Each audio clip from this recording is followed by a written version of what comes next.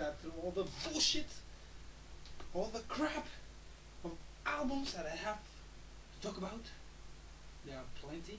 I need to slice and dice the albums that I have in my library, sitting there getting dust since, I don't know, May, June, who knows. It's been a while.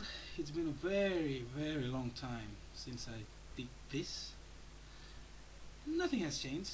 Well, not exactly. I just happen to have a mustache now, which is sexy, isn't it? So you're going to ask me, what is this video going to be about? And I will tell you exactly what it is. Because let's say of obligations, I didn't review a lot of albums, and to compromise, I, with my brave brain, thought round up almost all the albums I've missed in a two-part video, going briefly over them. I know it's the bit's way out, but I prefer this instead of completely ignoring everything. Alas, reviews are still coming. Albums like Igor, you know what I'm saying. All My Heroes Are Cornballs will get a review of their own.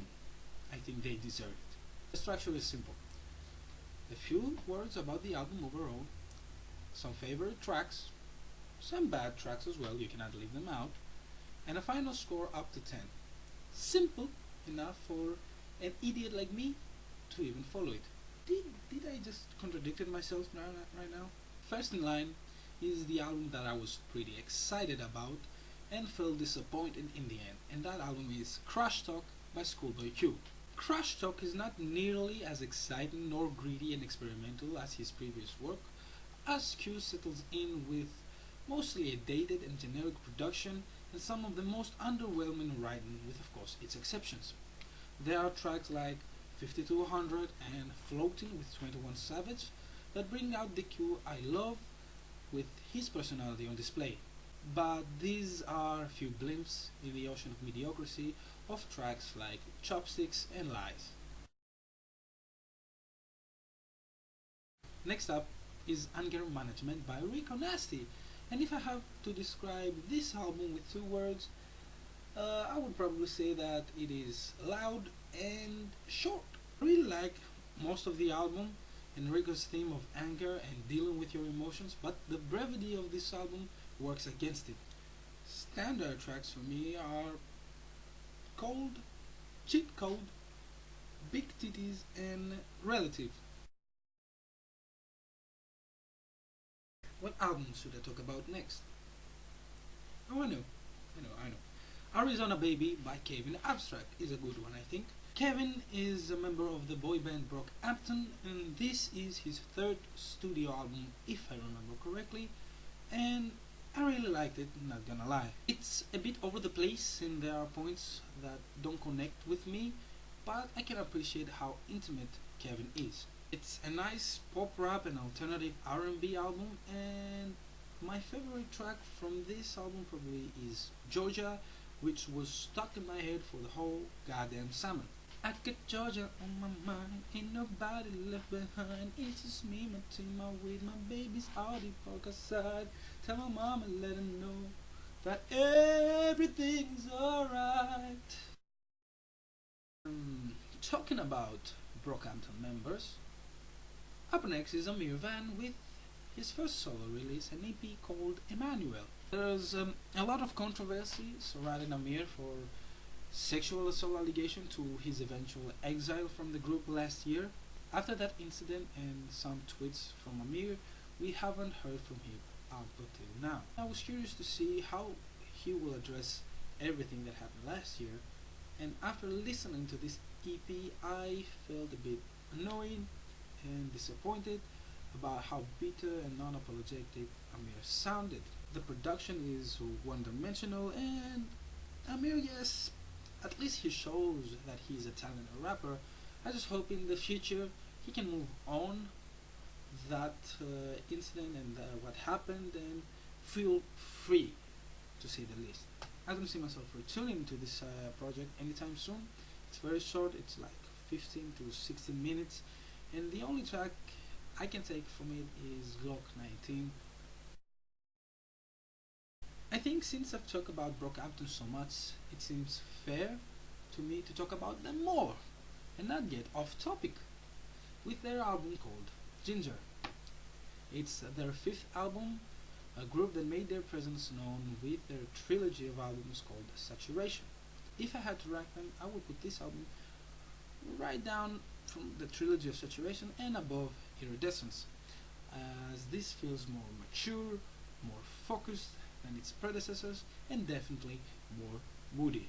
If you look at the cover of the album, you can definitely get the vibe that this is more sad boy music. It's, if you want to call it, a bounce back from last year's Iridescence, an album that went through the group's more vulnerable and chaotic stage, that it came to me as a surprise that it was even released. It's a great album, you can definitely go check it out.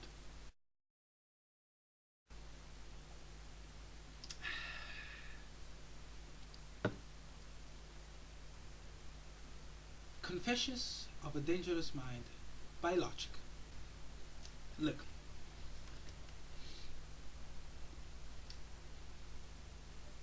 I don't want to do this. I really don't. But you leave me no other choice. Give me the very first two tracks, the title track and Homicide with Eminem, and throw the rest of the album to the dumpster and burn it with fire. Because this album is honestly his worst work. It's repetitive, it's generic. Simply put, this album is bad. And I feel very disappointed about how Logic's trajectory of his music career went way down. I had so much expectations from him. He was generally a very good rapper, and now he feels like, I don't want to say sellout, but he's just there saying the same shit on the same beat with a different title.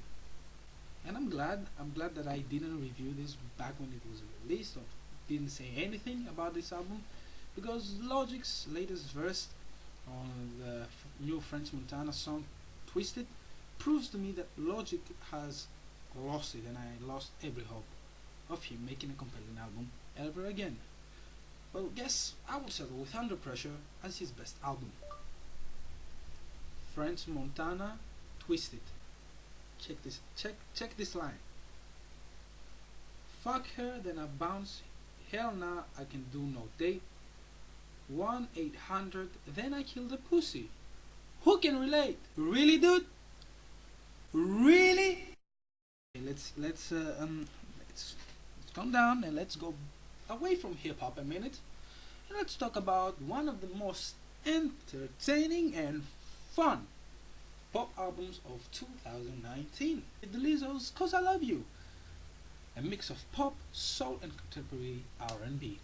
Lizzo's performance on this record is amazing, full of character and energy, and I'm very excited where Lizzo is going to go and what music she will come out with next. So many good tracks, like the very first 3 tracks of this album are incredible, especially Juice. I can't wait to hear more music, more material from Lizzo.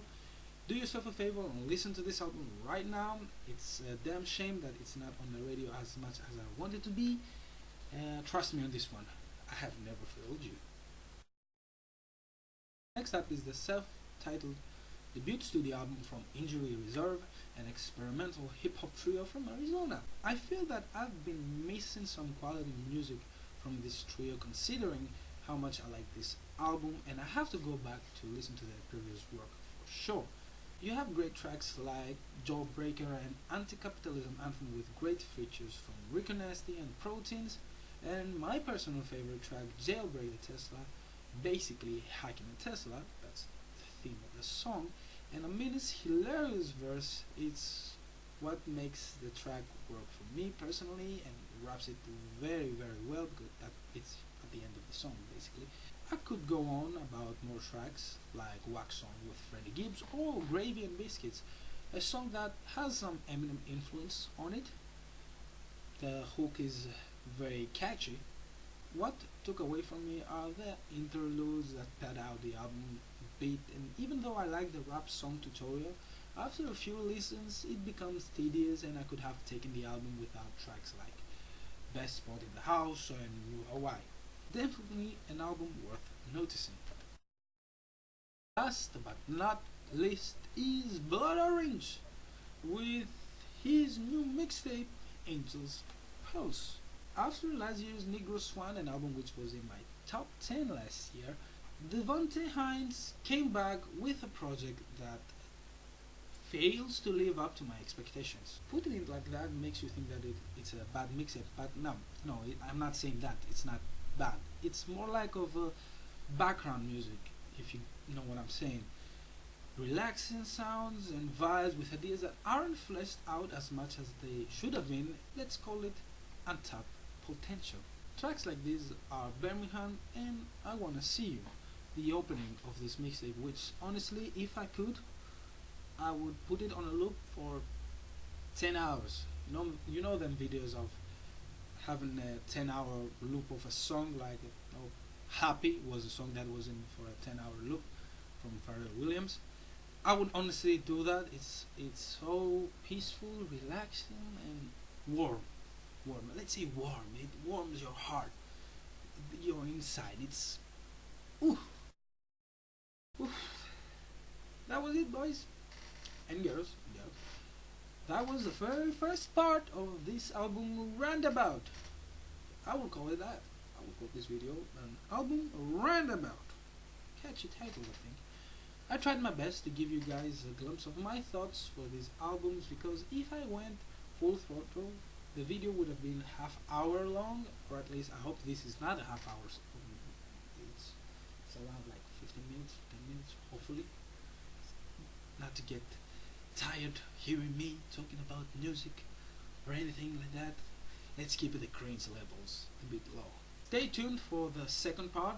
I believe I have the same amount of projects I want to review like this. If you enjoyed this type of video, please leave a like on it, drop a comment if you want something different with the format. Also, if you're new around here, please subscribe and hit the bell for notification to not miss any of this top of the crop content.